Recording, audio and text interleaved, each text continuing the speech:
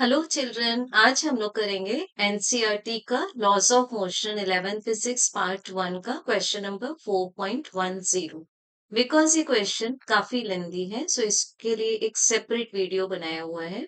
So this is a body of mass 0.40 kg moving initially with a constant speed of 10 meter per second to the north is subjected to a constant force of 8 Newton directed towards the south for 30 seconds.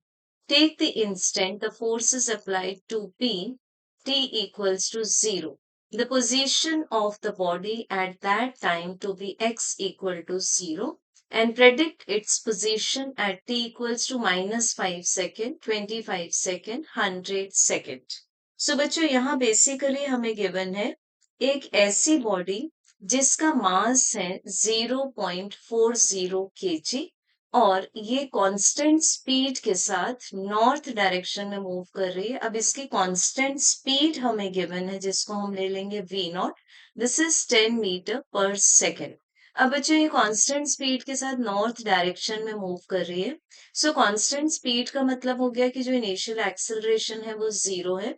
It means इस body पर अभी फिलहाल जब ये move कर रही तब कोई भी फोर्स एक्ट नहीं कर रहा। अब बच्चों यहाँ क्वेश्चन में आगे बताया हुआ है कि इस पर एक कांस्टेंट फोर्स 8 न्यूटन का एक्ट करता है जो कि साउथ की तरफ बॉडी को ड्रैग करता है। So this we can see as the south direction. So ये बॉडी मूव कर रही है नॉर्थ की तरफ बट ये फोर्स इसको ड्रैग करता है साउथ की तरफ। और ये फोर्स कितने टाइम के लिए लगता है वो हमें गिवन है क्वेश्चन में। 30 सेकेंड के लिए लगता है और स्टार्ट होता है t इक्वल्स टू 0 सेकेंड पर। इट मीन जब इवेंट स्टार्ट हुई। सो हमें t इक्वल्स टू 0 लेना है वो इंस्टेंट जब फोर्स लगना स्टार्ट होता है। अब position of the body at that time, उस समय बॉडी की जो पोजीशन है वो x इक्वल टू 0 है। सो अगर हम यहाँ रिप्रेजेंट करते हैं x एक्सिस तो x इक्वल टू 0 है बॉडी की पोजीशन इनिशियली और हमें पोजीशन प्रेडिक्ट करनी है -5 सेकेंड पर। इट मींस इवेंट स्टार्ट होने के 5 सेकेंड पहले। माइनस टाइम का सिग्निफिकेंस क्या है यहाँ पर कि इवेंट स्टार्ट हुई थी at t is equal to 0, तो उससे 5 सेकेंड पहले बतानी है हमें बॉडी की पोजीशन। एंड फिर बतानी है 25 सेकेंड पर जब वो body under the influence of force थी। और फिर बतानी है बच्चों 100 सेकेंड पर जब वो बॉडी पर फोर्स नहीं लग रहा। तो बेसिकली हम यहाँ जो नॉर्थ डायरेक्शन है हमारे पास में उसको हम ले लेंगे पॉजिटिव। तो फोर्स आ जाएगा हमारे पास 8 न्यूटन ड्यू साउथ। ठीक, क्वेश्चन में गिवन है फोर्स है हमारे पास ड्यू साउथ। तो हम नॉर्थ के डायरेक्शन में फिर क्या ले लेंगे फोर्स को, दैट विल बी -8 न्यूटन। तो हमें एक्सेलरेशन मिल जाएगा जो फोर्स के कारण प्रोड्यूस हो रहा है, that is force divided by mass using Newton second law. So this will be equals to -8 divided by 0.4। So बच्चों पॉइंट यहाँ से कैंसिल होकर 80 आ जाएगा। So this will be -20 metre पर सेकेंड स्क्वायर। अब बिकॉज हम लोगों ने फोर्स को जो निकाला है वो नॉर्थ डायरेक्शन में निकाला है, तो हमें जो एक्सेलरेशन मिलेगा वो भी मिलेगा हमें ड्यू टू नॉर्थ। अब बच्चों बात करते हैं पोजीशन की। तो पोजीशन किसी भी पार्टिकल की, अब जब हम इस बॉडी की बात करें तो एट टाइम t हम एक्सप्रेस कर सकते हैं x equals to x naught plus v naught t plus half at square। इसका हम रेफरेंस क्या लेते हैं, s is equal to ut plus half at square। अब बच्चों यहाँ x नॉट 0 है जो क्वेश्चन में हमें स्टार्टिंग में बताया हुआ है कि the position of the body at that time to be x equals to 0। तो x नॉट को हम पुट कर देंगे 0। तो हमें क्या मिल जाएगा, x equals to v naught t plus half a t square। Now, first of all, we have to find the position at t is equal to -5 second. तो जैसे कि अभी हम चेक कर चुके हैं -5 सेकेंड मीन्स इवेंट जब start हुई थी उसके पहले 5 सेकेंड की बात यहाँ की गई है।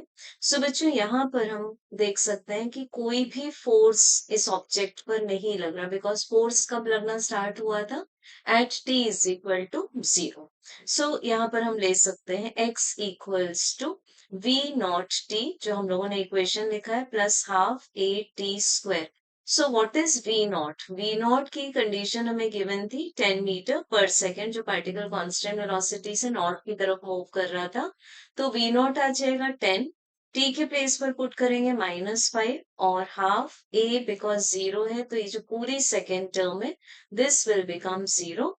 तो हमें पार्टिकल की पोजीशन यहाँ मिल जाएगी -50 मीटर. ठीक, this is the answer for the first question. अब जो सेकेंड हमें पोजीशन फाइंड करनी है जब t की वैल्यू 25 सेकेंड है.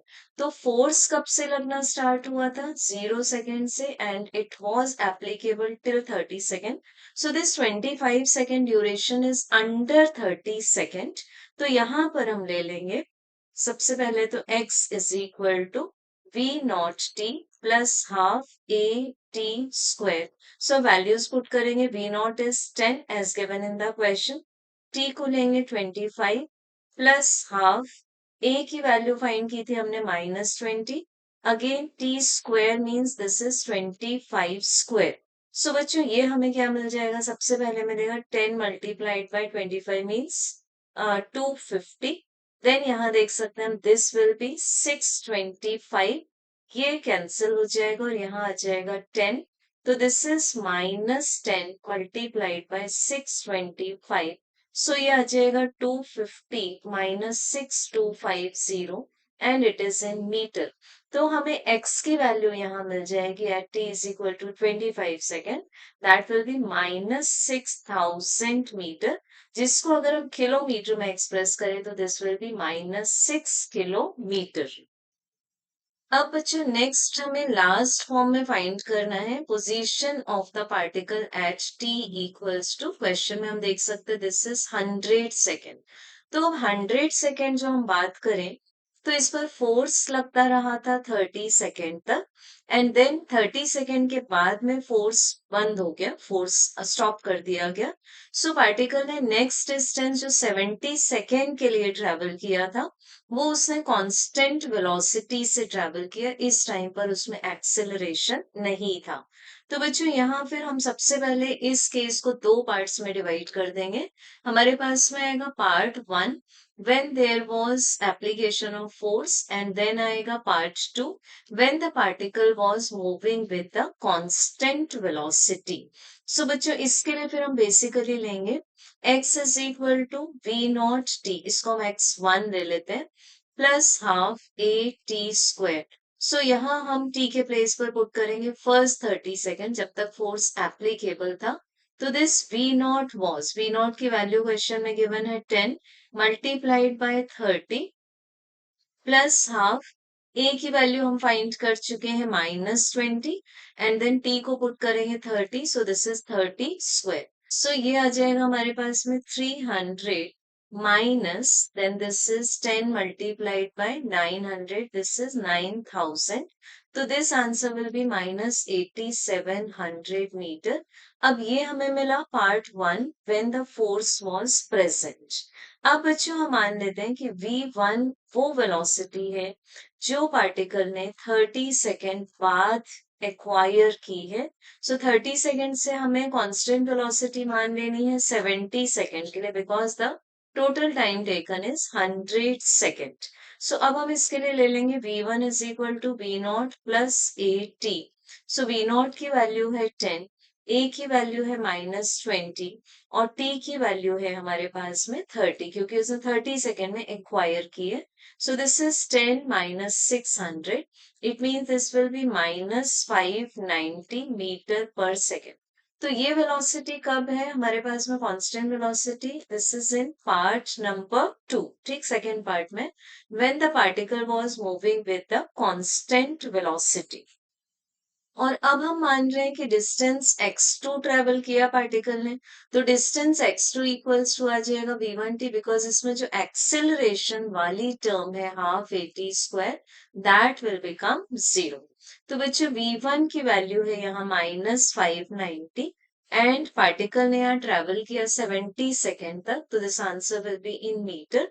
तो we got x2 equals to minus 590 multiplied by 70.